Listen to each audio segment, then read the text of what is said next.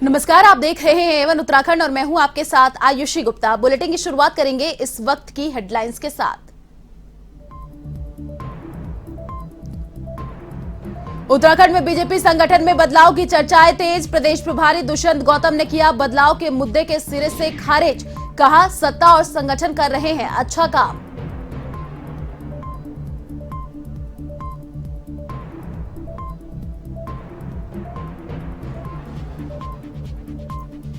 उत्तराखंड कर्मकार कल्याण बोर्ड में गड़बड़ी की आशंका। सरकार ने एसआईटी जांच का बनाया मन तो तत्कालीन मंत्री हरक सिंह रावत की बढ़ सकती है मुश्किलें। कांग्रेस ने साधा निशाना।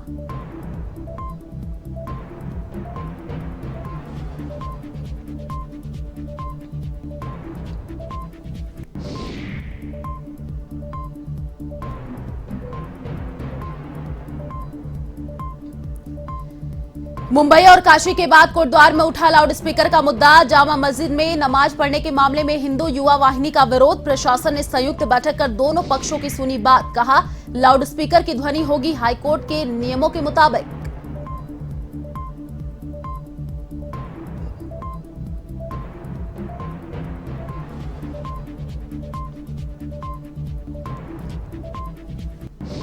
अल्मोड़ा के जंगलों में लगातार आग का तांडव जारी। सैकड़ों हेक्टेयर जंगल जलकर हो चुके राख। फायर सीजन में अब तक वनाग्नि की 100 से अधिक घटनाएं आई सामने। द्वाराहाट रेंज में वनाग्नि से पशुहानि भी।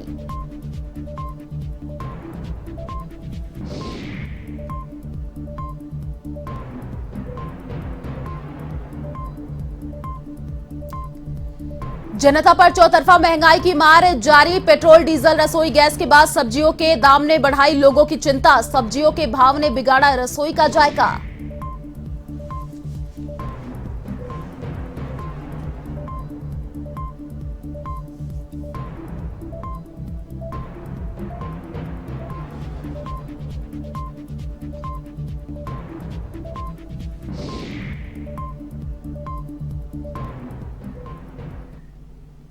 और अब खबरें विस्तार से।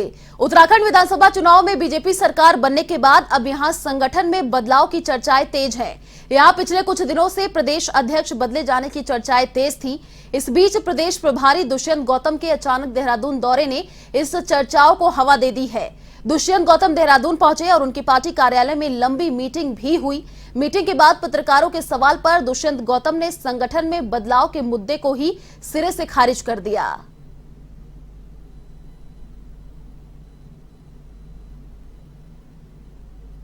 मीटिंग हम आज आए हैं यहाँ पर।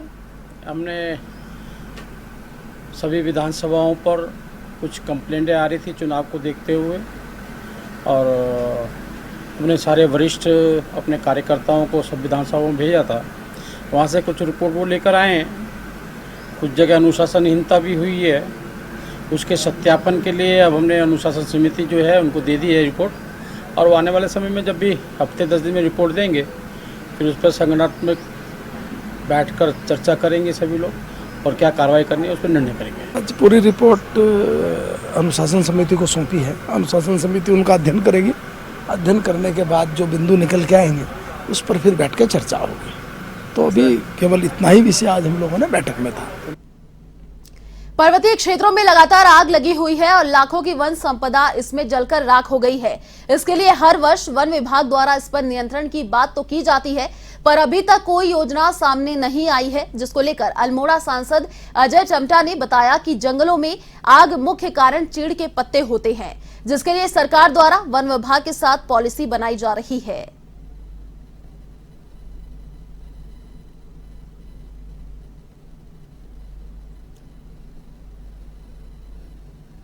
जंगलों में आग लगने के कारण से बहुत बड़ी समस्या हर बार उत्तराखंड राज्य के लिए होती है। हमने पिछले बार भी वन विभाग के माध्यम से बहुत सारी पॉलिसियों को बनाने का काम किया है, और जंगल में आग लगने का कारण है सबसे ज़्यादा पाइन ट्री की झड़ने वाली पाइन नीडल।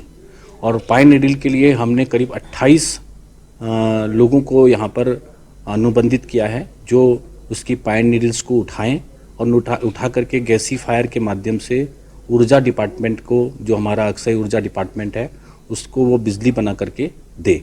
उस पर चूंकि उनकी कई जगह लोगों के प्राण लग गए हैं, कई लोग उसको चालू कर दिए हैं, कुछ लोग चालू करने वाले हैं, और फॉरेस्ट डिपार्टमेंट के लोगों के लिए भी हमने दिशा निर्देश दिए हैं। अभी मैं आज की बैठक में एक विषय और ले रहा था कि मनरेगा के माध्यम से भी गांव के आसपास मनरेगा के लोगों को लेकर के हम जो फायर के लाइंस बनती हैं वो लाइंस बना करके आग में नियंत्रण प्राप्त करें, इस दिशा में भी काम चल रहा है। उत्तराखंड कर्मकार कल्याण बोर्ड में विगत दिनों हुई गड़बड़ी की आशंका को लेकर वर्तमान सरकार ने एसआईटी जांच बैठाने का मन बना लिया है। ऐसे में तत्कालीन विभागीय मंत्री रहे हरक सिंह रावत की मुश्किलें बढ़ने में लाजमी है। लेकिन इन सबके बीच कांग्रेस ने सरकार की इस मंशा पर सवालिया निशान उठाने शुरू कर दिए हैं। कांग्रेस का मानना है कि अगर किसी भी मंत्री के कार्यकाल में कोई अनियमितताएं हुई हैं तो उसकी जांच होनी चाहिए। लेकिन भाजपा सरकार सिर्फ हरक सिंह रावत की एसआईटी जांच कराकर क्या संदेश देना चाहते हैं, क्योंकि आज हरक सिंह रावत बीजेपी छोड़कर कांग्रेस का हिस्सा है।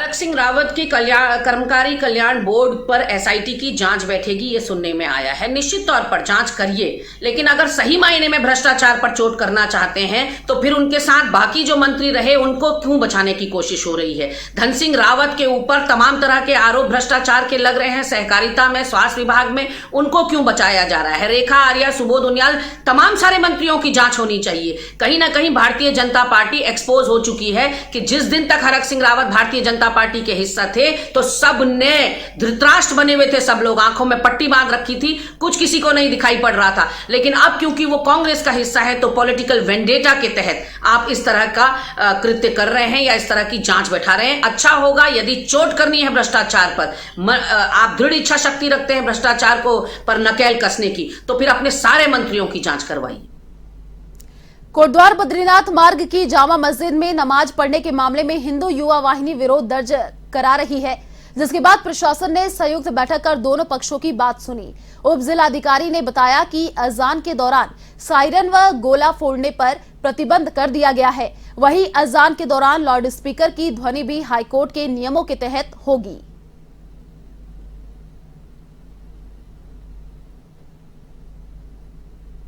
मीटिंग हुई थी, इसमें हिंदू समाज की ओर से और मुस्लिम समाज की ओर से धर्मगुरु भी आए हुए थे और हिंदू बजरंग वाहिनी के लोग भी यहाँ पर उपस्थित हुए थे। काफ़ी सार्थक चर्चाएं रही हैं। पूर्व जो सायरन और जो गोला जो फोड़ा जा रहा था उसको लोकेट के भी अब वो बंद कर दिया उन लोगों ने, और जो अजान को लेके जो बातें उठ रही थी उसको भी काफ़ी लिमिटेड किया गया है। ऑनरेबल हाई कोर्ट के जो डायरेक्शंस है उनको पालन करने में दोनों पक्षों के द्वारा अपनी सहमति जताई गई है और उसका उल्लंघन करने पर हम लोग भी उस पर नज़र रखेंगे।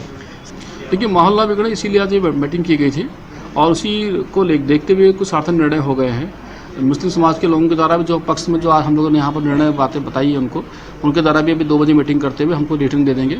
उसके बाद एक सहमतिनामा बना करके उसको रख लिया जाएगा। तो देखिए, लाउड स्पीकर्स के बारे में पहले से ही डायरेक्शन दिए गए हैं कि ऑनरेबल जिसको लाउड स्पीकर लगाना है और परमिशन लेकर के वो लगा सकते हैं। और रेजिडेंशियल जोन में जो उसकी लिमिटेड टाइमिंग जो उसकी टाइमिंग है उसको जो डेसिबल की मात्रा है उसको ठीक करने के लिए भी हमने बता दिया है। 55 डेसिबल आपका दिन के समय अलाउड रहता है इसमें, और उसको लेकर के अगर उनको डेसिबल सेटिंग करने में दिक्कत आएगी तो पोल्यूशन कंट्रोल बोर्ड से वार्ता करके किसी बंदे को यहाँ भेज करके उसको भी सेट कर दिया जाएगा। खटीमा क्षेत्र से छात्रा की बरामदगी के लिए माता पिता ने मुख्यमंत्री धामी से गुहार लगाई है। घर से कॉलेज जाने के लिए निकली बीएससी फर्स्ट ईयर की छात्रा का अब तक कोई सुराग नहीं लग पाया है। आपको बता दें कि पुलिस थाने में तहरीर सौंपकर पुत्री की गुमशुदगी की रिपोर्ट दर्ज कराई गई है और शक के आधार पर 10 लोगों को पुलिस ने हिरासत में लेकर पूछताछ की है। वहीं लापता छात्रा को लेकर माता पिता ने वीडियो के माध्यम से मुख्यमंत्री पुष्कर सिंह धामी से पुत्री की बरामदगी की गुहार लगाई है और एक युवक पर पुत्री को बहला फुसलाकर ले जाने का भी आरोप लगाया गया है। वहीं मामला 2 समुदाय के होने के कारण राष्ट्रीय योगी सेना के पदाधिकारियों 17 मील चौकी का घेराव किया गया।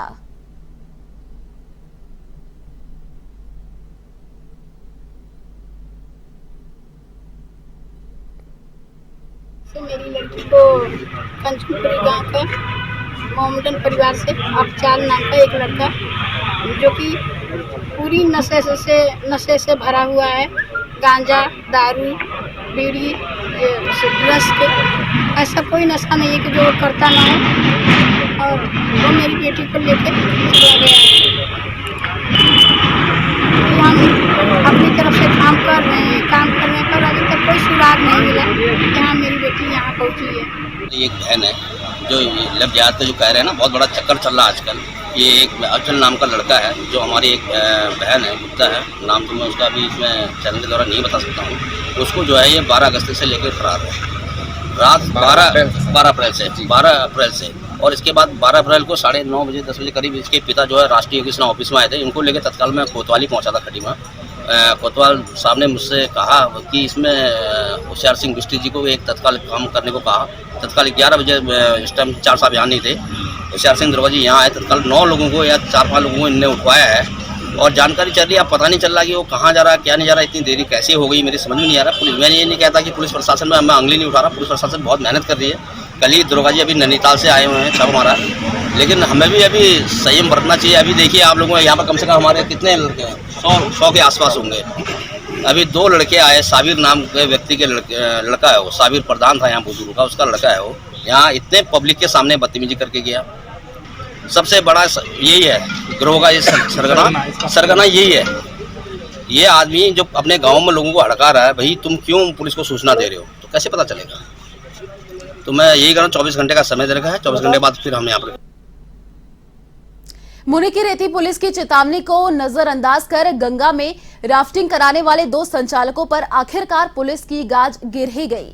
आपको बता दें कि नियम तोड़ते हुए दिन ढलने के बाद राफ्टिंग करा रहे 2 संचालकों को पुलिस ने उनका चालान काट दिया है, जबकि राफ्ट को भी कब्जे में लेकर सीज कर दिया गया है। साथ ही आपको बता दें कि पुलिस ने नियम तोड़ने वाले राफ्टिंग संचालकों के खिलाफ अभियान भी चलाया था।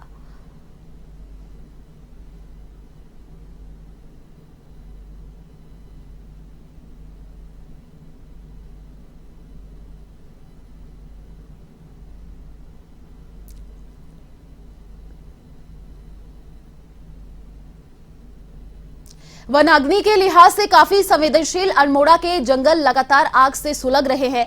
चारों ओर जंगलों में आग लगी हुई है और अब तक सैकड़ों हेक्टेयर जंगल जलकर राख हो चुके हैं। वनाग्नि से लाखों की वन संपदा का नुकसान हुआ है, जिससे वन विभाग को अच्छी खासी चपत लगी है।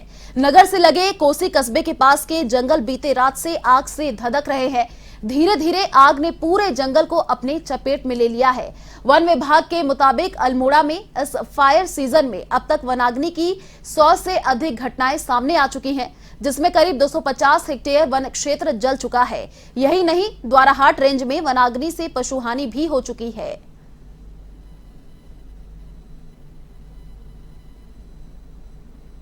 वर्तमान में अल्मोड़ा में सियालदे के और सल्ट के क्षेत्र में कुछ छुटपुट घटनाएं हो रही हैं, जहां पर अल्मोड़ा वन प्रभाग, रामनगर सोयल वन प्रभाग तथा रानीखेत सोयल वन प्रभाग, तीनों वन प्रभागों की टीम संयुक्त रूप से कार्य कर रही है और तत्काल वनाग्नि बुझाने का कार्य कर रही है। इस बार हमारा विशेष फोकस लार्ज फायर पर है, जहां पर भी बड़ी वनाग्नि घटनाएं हो रही हैं उसकी सीधी मॉनिटरिंग देहरादून हेडक्वार्टर से हो रही है और इस कारण से हम लोग भी उसको त्वरित कार्रवाई करते हुए तेजी से निपटा रहे हैं। लेकिन इस समस्याओं को देखते हुए भी हमारा जो वन प्रभाग है और सभी स्टाफ हैं, सभी लोग पूरी तैयारी के साथ लगे हुए हैं और गाँव वालों का भी पूरा सहयोग इसमें लिया जाए। विश्व प्रसिद्ध उत्तराखंड की चारधाम यात्रा अभी शुरू भी नहीं हुई कि चारधाम यात्रा के प्रवेश द्वार ऋषिकेश के नेशनल हाईवे और आंतरिक मार्गों पर हर तरफ जाम ही जाम दिखाई दे रहा है, जिससे पर्यटकों को परेशानी का सामना करना ही पड़ रहा है। ऐसे में जयराम आश्रम के ब्रह्म स्वरूप ब्रह्मचारी ने वित्त मंत्री प्रेमचंद अग्रवाल से यात्रा मार्ग पर जाने वाले श्रद्धालुओं के वाहनों के लिए बाईपास और श्यामपुर फाटक पर फ्लाईओवर का निर्माण शीघ्र से शीघ्र करने की मांग की है।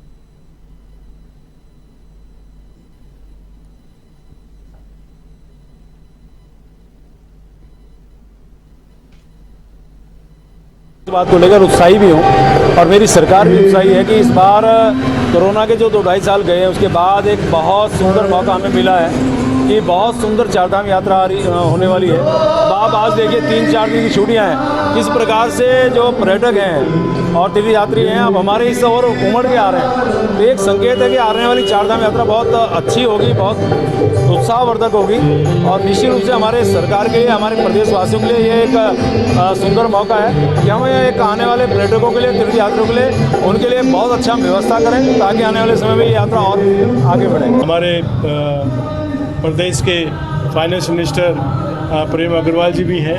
मैं इनसे एक आग्रह करूंगा, सबके सामने आग्रह करना चाहता हूं, जो आज पूरे प्रदेश में, हरिद्वार जिले में, देहरादून जिले में, ऋषिकेश में जाम से हमें जूझना पड़ रहा है। इसको देखते हुए ऋषिकेश के चारों तरफ एक रिंग रोड होना चाहिए, जिससे बाहर से आने वाला यात्री जो चारों धाम जाता है वो सीधा बाहर निकले।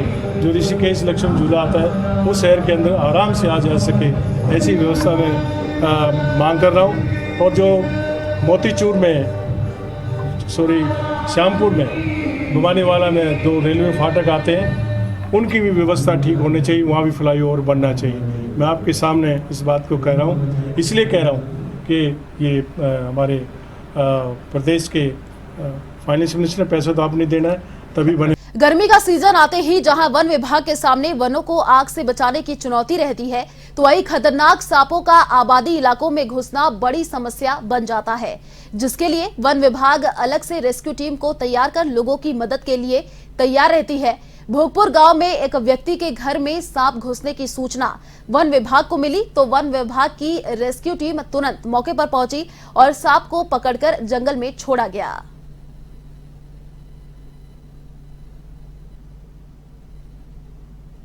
एक कोबरा पकड़ा गया, ये बहुत खतरनाक और पॉइजनिंग होता है। अभी मेरे ये वन रक्षक हैं, ये काफ़ी सांपों को रेस्क्यू कर चुके हैं। तो मैं सभी लोगों से निवेदन करता हूँ, जब भी कभी किसी के घर में सांप घुसता है या सांप दिखे घर के अंदर, तो उसको छेड़े ना, उसकी सूचना वन विभाग को दें। हम तुरंत टीम भेज के रेस्क्यू कर देते हैं और उसको सुरक्षित स्थान पर भेज देते हैं। तो हम इसका रेस्क्यू कर देते हैं सांप का। थराली पुलिस अधीक्षक श्वेता चौबे के नशा मुक्त अभियान के तहत पुलिस और एसओजी की संयुक्त टीम द्वारा कार्रवाई की गई। युवक से 1 किलो 25 ग्राम अवैध चरस बरामद भी की गई है और गिरफ्तार युवक देवाल के ही बाग गांव का रहने वाला बताया जा रहा है। बरामद चरस की कीमत 1,25,000 रुपए आकी गई है।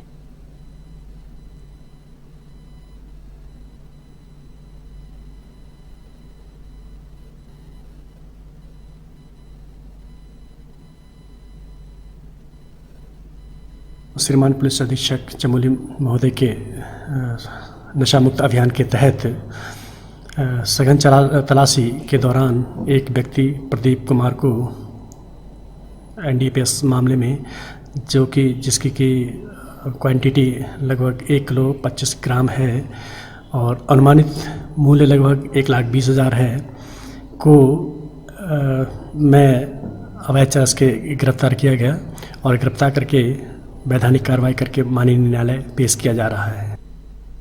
खटीमा में झनकट के पास हाईवे पर तेज रफ्तार ट्रैक्टर ट्रॉली अनियंत्रित होकर होटल में घुस गई। मामले का सीसीटीवी वीडियो सामने आया है, जिसमें साफ दिख रहा है कि तेज गति से आकर ट्रैक्टर ट्रॉली अनियंत्रित हो गई, सड़क किनारे बने एक होटल में घुस गई। इस दुर्घटना में होटल में खड़े 2 लोगों को मामूली चोटें भी आई हैं, जिनको खटीमा सरकारी अस्पताल में प्राथमिक उपचार के बाद घर भेज दिया गया।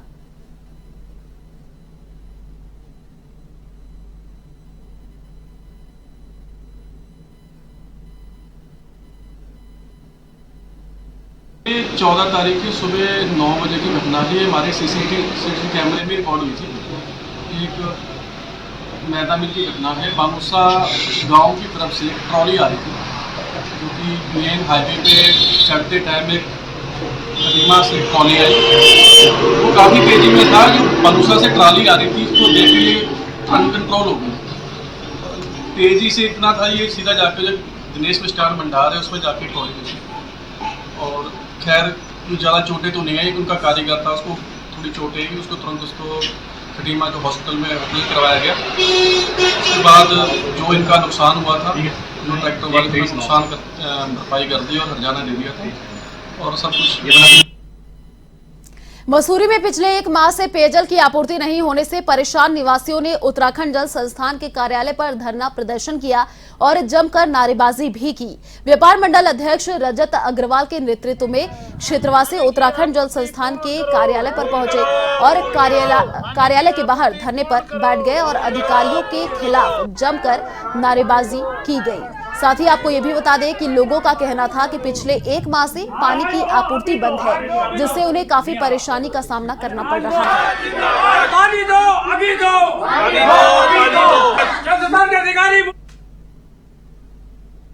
देखिए, मुख्य रूप से 12 केजी क्षेत्र जो है, जो किंगरेक के पास है और जो मसूरी माल रोड से एक जुड़ता हुआ भाग है, वहाँ पिछले 1 माह से पानी नहीं आया है। करीब 80 से 85 परिवार वहाँ पे रहते हैं और गरीब तबके के लोग बेरोजगार हैं, कुछ दिहाड़ी मजदूरी करते हैं, कुछ घरों में काम करते हैं और बड़ी कठिन समय से अपना जीवन शैली निभा रहे हैं। और बड़ी दुख की बात है, खेद की बात है कि उत्तराखंड जल संस्थान को कई बार इनके द्वारा, हमारे द्वारा बताया गया, वीडियो रिकॉर्डिंग के द्वारा, ऑडियो रिकॉर्डिंग के द्वारा, कि किस प्रकार से लोग परेशान हैं, लेकिन जल संस्थान द्वारा कोई भी कदम नहीं उठाया गया। वहाँ पे 1 महीने से पानी ना होने के कारण ये लोग मजबूरन झील से, नाला पानी से, हुसैनगंज से, किंगरेक से पानी लाने पे मजबूर है, जहाँ इन्हें और लोगों के विरोध का सामना करना पड़ता है। मेरा नाम दीपक शर्मा है, मैं कनिष्ठ अभियंता हूँ उत्तराखंड जल संस्थान मसूरी। वहाँ पे वैसी तो कोई दिक्कत नहीं है, वह हमारे पास वैसे ज़्यादा कंप्लेंट नहीं आई उसी क्षेत्र में। और अभी आज ये कंप्लेंट दी गई है, तो इसमें शाम को इवनिंग पे हम अपनी सप्लाई दिखा देंगे। और वहाँ पे वैसे हमारे कोई जल संयोजन है नहीं, यहाँ पे सब इलीगली टाइप से हैं। वो स्टैंड पोस्ट है, तो इन स्टैंड पोस्ट के इसमें हम दिखा देंगे।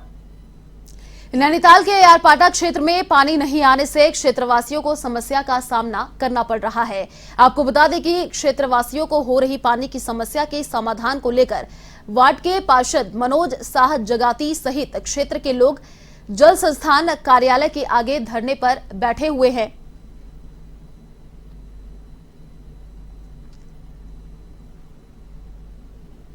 सबसे बड़ी हमारी नैनीताल शहर में समस्या यह है कि इनके द्वारा कहा जाता है कि रोस्टर लगा है पानी देने के लिए, और रोस्टर में 2-2 घंटे का है। हम तो कह रहे हैं पहले वो रोस्टर हमें दिखाया जाए कि हमें पता तो चले हमारे क्षेत्र में कितने बजे से कितने बजे पानी आएगा। जब मर्जी आते हैं कि तब पानी देते हैं, कभी 1 घंटा दे रहे हैं, कभी घंटा, आधा घंटा पानी दे रहे हैं, कोई ना टाइम है ना पीरियड है। और साथ ही साथ मैं ये कहूँगा, नैनीताल के जितने भी बड़े होटल हैं, क्या उनका 2 घंटे में पूरा पड़ जाता है इतना पानी? जब हमारा एक छोटी सी फैमिली 2 घंटे में नहीं कर पा रही है, तो कितना बड़े होटल और बड़े स्कूलों में जहाँ स्विमिंग पूल बने हैं, जहाँ गार्डन है, खेल के मैदान है, उनको भिगोए रहने के लिए इनके पास पानी है। ये दुर्भाग्य है और कि लगातार जनता को, हमारे वहाँ की क्षेत्र की जनता को परेशान किया जा रहा है। और ये हर बार सीजन हो, त्यौहार हो, जब भी नैनीताल पैक हो जाता है, नैनीताल पूरा होटल सारे भर जाते हैं, तो वहाँ ये लोग पानी बढ़ा देते हैं और आम जनता का पानी जो है वो बंद कर दिया जाता है। बड़ा दुर्भाग्य। अगर ये नहीं मानते हैं तो फिर मानेंगे उच्च न्यायालय की शरण में हम जानेंगे। इन दिनों जनता पर चौतरफा महंगाई की मार पड़ रही है। पेट्रोल, डीजल से लेकर रसोई गैस सिलेंडर तक के दाम 7वें आसमान पर है। ऐसे में सब्जियों के दाम ने भी लोगों की चिंता बढ़ा दी है। इस समय महंगाई ने आम आदमी की कमर तोड़कर रख दी है। खाने पीने की चीजों से लेकर तेल की कीमतों में लगातार इजाफा हुआ है।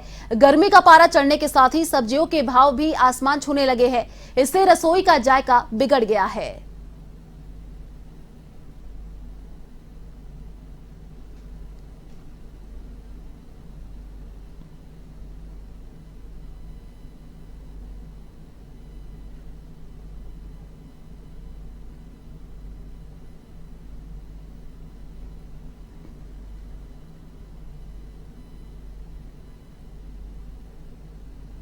चलिए फिलहाल इस बुलेटिन में इतना ही। देश और दुनिया की तमाम बड़ी खबरों को देखने के लिए आप देखते रहिए A1 टीवी। नमस्कार।